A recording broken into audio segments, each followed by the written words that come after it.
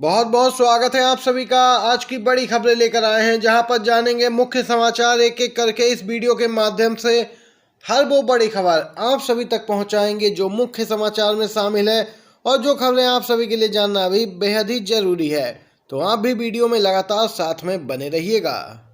वहीं अगर आप भी चैनल पर नए हैं तो चैनल को सब्सक्राइब करके घंटी के आइकन को भी दबाइएगा जिससे कि लेटेस्ट न्यूज़ आप तक सबसे पहले पहुंचे। और वीडियो अगर पसंद आए तो एक लाइक भी जरूर कीजिएगा। चलिए पहली बड़ी खबर की तरफ चलते हैं। सुप्रीम कोर्ट से लगा है ईडी को बड़ा झटका। सुप्रीम कोर्ट ने पीएमएलए यानी कि prevention of money laundering act फैसले के खिलाफ पुनर्विचार के लिए विशेष पीठ का गठन कर दिया। जी हां दोस्तों, सुनवाई 18 अक्टूबर को होगी। सुप्रीम कोर्ट ने विजय मदन लाल चौधरी मामले में 2022 के फैसले के खिलाफ पुनर्विचार याचिकाओं पर सुनवाई के लिए एक विशेष पीठ का गठन किया है। दोस्तों, पीएमएलए के तहत यहां पर जो संवैधानिक वैधता थी उसे बरकरार रखा गया था, जिसमें गिरफ्तारी, जब्ती, कड़ी जमानत शर्तें आदि शामिल हैं। वहीं दोस्तों अब इन पूरे मामलों को दोबारा से देखेगी। दोस्तों यहां पर सुप्रीम कोर्ट की बेंच आपको बता दें, जस्टिस संजय किशन कौल, जस्टिस संजीव खन्ना और जस्टिस बेला त्रिवेदी की यहां पर पीठ 18 अक्टूबर को इस मामले की सुनवाई करेगी। गौरतलब है ईडी लगातार विपक्षी दलों के नेताओं पर शिकंजा कस रही है। किसी को पीएमएलए के तहत यहां पर पकड़ा जा रहा है, गिरफ्तारी की जा रही है।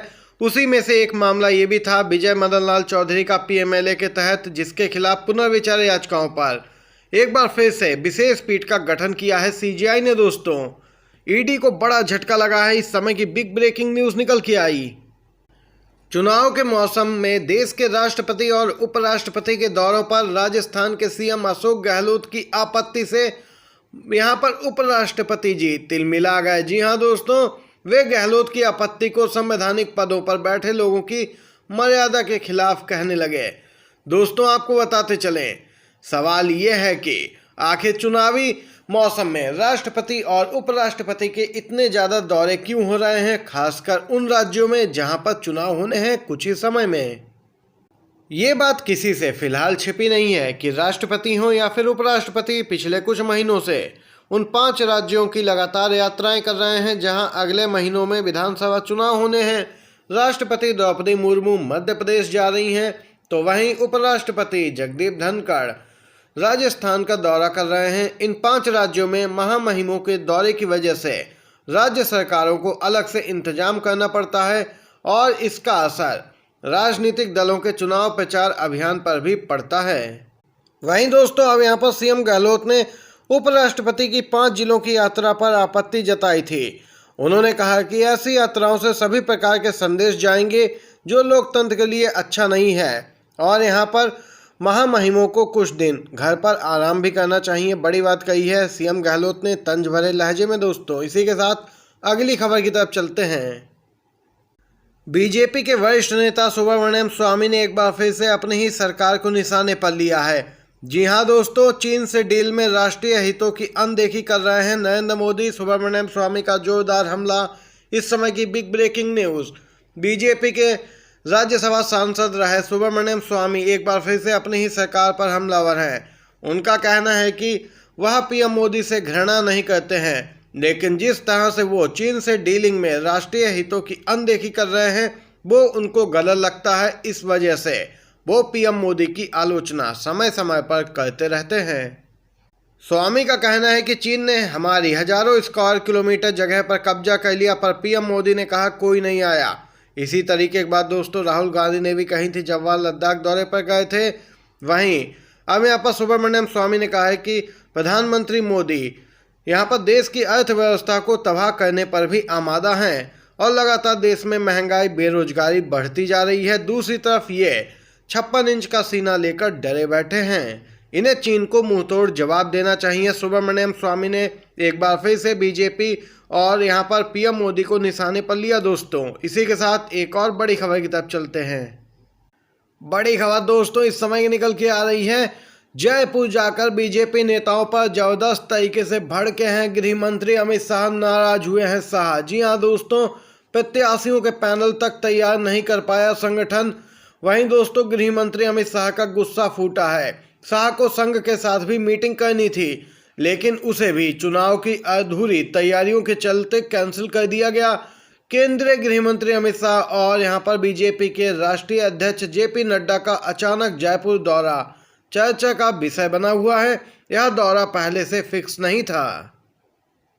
दोनों नेताओं ने यहां पर 16 घंटे से ज़्यादा का समय जयपुर में बिताया है। यहां पर चुनावी तैयारियों का जायजा लिया, जहां पर प्रत्याशियों के पैनल तक तैयार नहीं होने पर गृह मंत्री अमित शाह भड़के हैं। वहीं दोस्तों, गृह मंत्री अमित शाह के सामने ही वसुंधरा राजे समर्थकों के लिए यहां पर टिकट मांगे जाने लगे, जिसके बाद माहौल गर्मा गया और शाह गुस्से से मीटिंग छोड़ के चले गए और साथ ही जेपी नड्डा भी उनके पीछे पीछे चल दिए।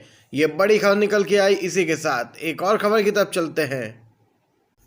उद्धव ठाकरे बनाम एकनाथ शिंदे, अयोग्यता की कार्रवाई तेज करने के लिए उद्धव गुट ने महाराष्ट्र स्पीकर के खिलाफ सुप्रीम कोर्ट का रुख किया है।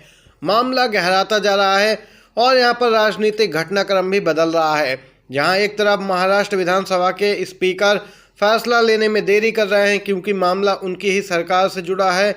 शिंदे गुट के विधायकों को वह अयोग्य कैसे ठहराएं, अब यहां पर वह इस मामले में देरी कर रहे हैं। एक बार फिर से महाराष्ट्र विधानसभा अध्यक्ष के खिलाफ सुप्रीम कोर्ट का दरवाजा उद्धव ठाकरे गुट ने खटखटाया है। दोस्तों, बताते चलें, यहां पर स्पीकर ने शेड्यूल जारी किया है याचिकाओं की सुनवाई के लिए। उद्धव ठाकरे गुट के अनुसार जिस कार्यक्रम के अनुसार सुनवाई की प्रक्रिया 6 अक्टूबर से होगी और 23 नवंबर तक चलेगी, वह समय बर्बाद करने का एक और प्रयास है। उन्होंने कहा कि अगर स्पीकर को फैसला करना है तो जल्द सुनवाई की जाए। यहां पर जल्द सुनवाई की मांग की है और कहा कि सुप्रीम कोर्ट ऐसा निर्देश दे महाराष्ट्र विधानसभा के स्पीकर को।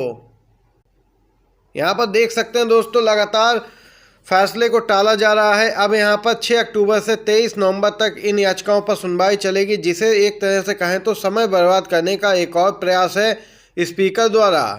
बड़ी खबर निकल के आई। इसी के साथ अगली खबर की तरफ चलते हैं।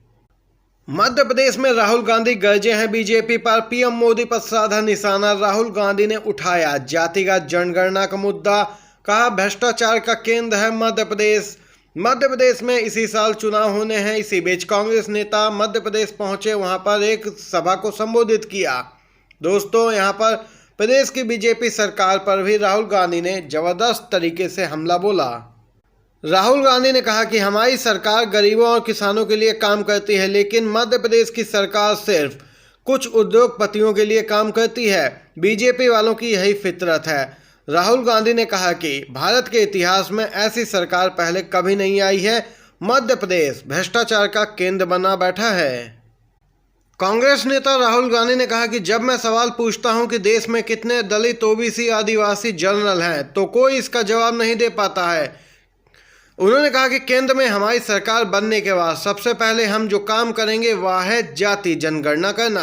यहाँ पर राहुल गांधी ने बड़ी बात कही। दोस्तों, आज की बड़ी खबरें और मुख्य समाचार थे जो आप सभी तक पहुँचाए हैं। वीडियो अगर पसंद आया हो तो लाइक और शेयर कीजिएगा अपने दोस्तों के साथ भी। वीडियो देखने के लिए धन्यवाद। जय हिंद, जय भारत।